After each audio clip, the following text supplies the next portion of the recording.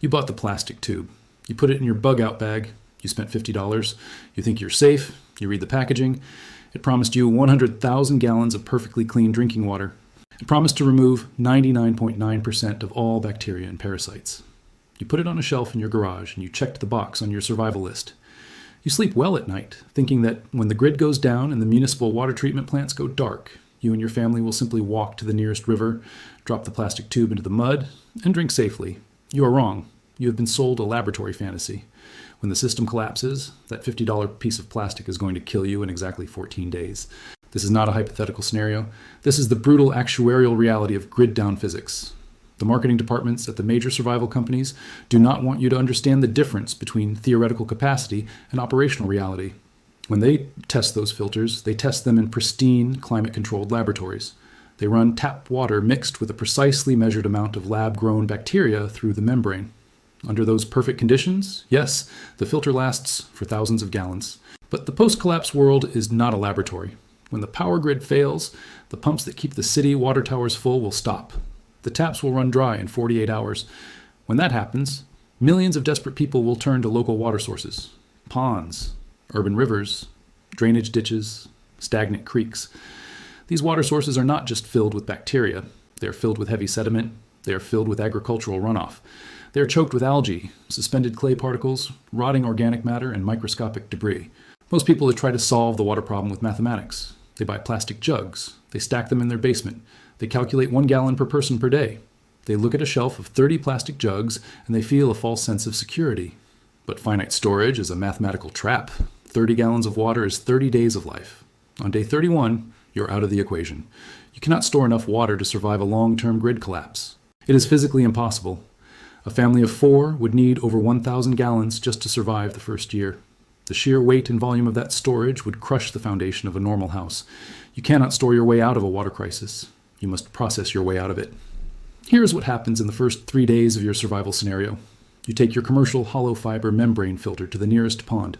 The membrane inside that plastic casing has pores that are 0.1 microns wide. That is incredibly small. It is small enough to trap a cholera bacterium, but it is also small enough to trap a single particle of suspended clay. You squeeze the dirty water through the filter. For the first 2 liters, it flows fast and clean. You feel smart. You feel prepared. But by the 5th liter, the flow rate drops. The microscopic pores in the plastic membrane are filling with invisible mud and algae. By the 10th liter, the water is just a trickle. The manual tells you to back flush the filter with a plastic syringe. So you do. You push clean water backward through the pores to clear the microscopic debris. It works, temporarily. The flow rate returns for another liter. But you did not remove the oils and the biofouling from the algae. They are sticking to the plastic. You back flush again and again. Every time you do it, the filter clogs faster. By day 14, the filter is practically solid. You're thirsty. Your family is terrified. You squeeze the dirty water pouch harder using physical force to push the water through the clogged membrane. That is the exact moment you sign your own death warrant. The physical pressure ruptures the microscopic hollow fibers inside the casing. You will not hear a snap. You will not see a break. But the 0.1 micron wall has just collapsed. The next drop of water that comes out of the filter looks clean, but it is carrying raw, unfiltered dysentery straight into your cup. You drink it. 3 days later, the dehydration from waterborne illness finishes what the collapsed power grid started. Your $50 filter did not save you. It gave you a false sense of security that led you straight into a biological trap. Modern preppers are obsessed with disposable technology. They want a quick fix. They want a product they can buy on the internet and forget about. But survival is not a product. It is a process. It is an understanding of raw mechanics. If you want to secure infinite, safe drinking water for your family, you have to stop thinking like a modern consumer and start thinking like a medieval engineer. Before the invention of synthetic plastic membranes, humanity faced massive cholera and typhoid outbreaks. In the 1800s, cities like London were drowning in their own biological waste. The rivers were toxic. The groundwater was poison. They did not have hollow fiber technology.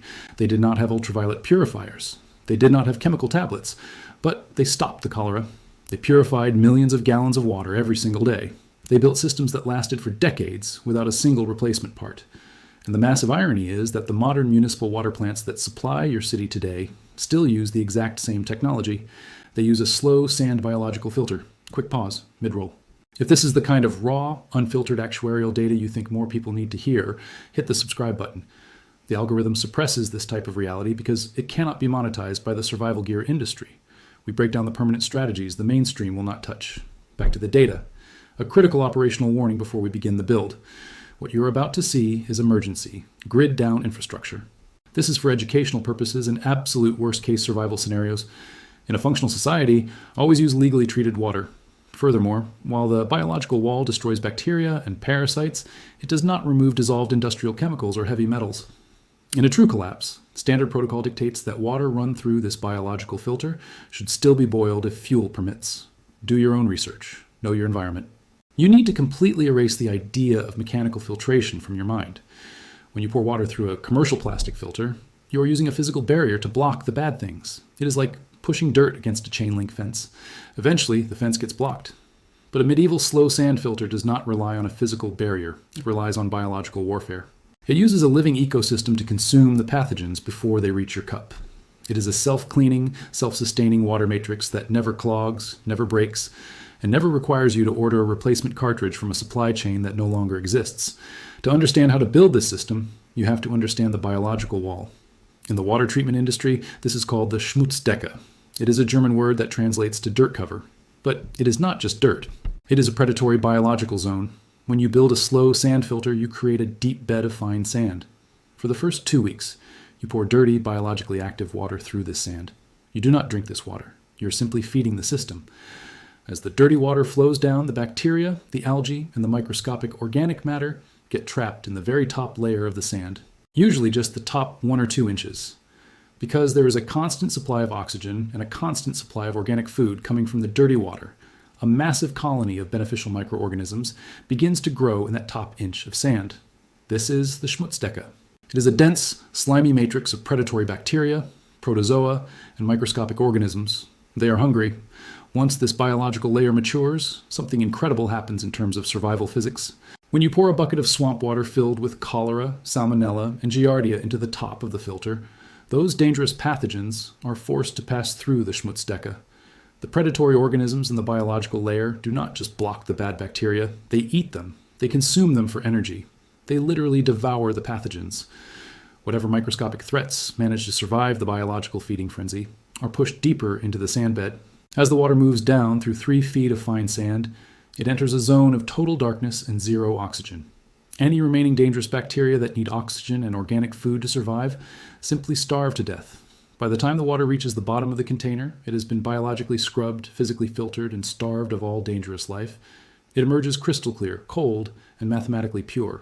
The system does not clog because the biological layer consumes the debris. The more dirty water you pour into it, the stronger the biological wall becomes. It is a permanent, zero-dependency water engine. It requires no electricity. It requires no pressure. It requires no chemical treatments. It only requires gravity, raw earth, and time. Now we move to the protocol. You cannot wait until the grid goes down to build this. The biological layer takes exactly 14 to 21 days to grow and mature. If you build this on the day the water stops flowing, you will have to wait 3 weeks before you can drink safely from it. You must build it now. You must let it mature now. This is your baseline zero-dependency water asset. Here is exactly how you construct the medieval water matrix in your own garage or backyard. You need a container. The standard metric for a single-family survival unit is a 55-gallon food-grade plastic drum. Do not use a drum that previously held chemicals or industrial oils. You cannot wash those toxins out completely. Find a clean, blue food-grade barrel. You need to create an outlet for the clean water. Drill a hole near the very bottom of the drum. Install a bulkhead fitting and a brass spigot. You do not want plastic parts here. Plastic snaps under pressure. Brass is permanent. On the inside of the drum, connected to that spigot hole, you need to attach a length of polyvinyl chloride pipe.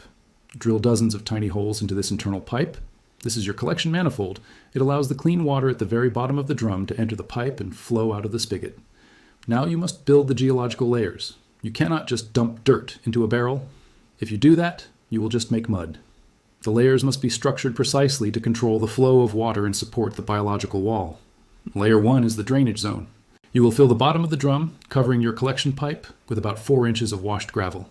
The stones should be roughly 1/2 inch to 1 inch in size. You must wash this gravel perfectly clean before you put it in. If you put dusty gravel into the drum, your water will be cloudy for months. This gravel layer does not filter anything. It simply creates a porous space at the bottom so the water can flow freely into your collection pipe without dragging sand with it. Layer 2 is the separation zone. On top of the gravel, You will add 3 inches of coarse, washed sand. Think of the sand you would find in a playground. Again, you must wash it until the water runs completely clear. This layer acts as a barrier. It prevents the incredibly fine sand above it from falling down into the gravel and clogging your collection pipe. Layer 3 is the filtration matrix. This is the most critical part of the physical build. You need to add 30 inches of very fine sand. The absolute best material for this is called pool filter sand, or masonry sand. It has a very specific, uniform grain size.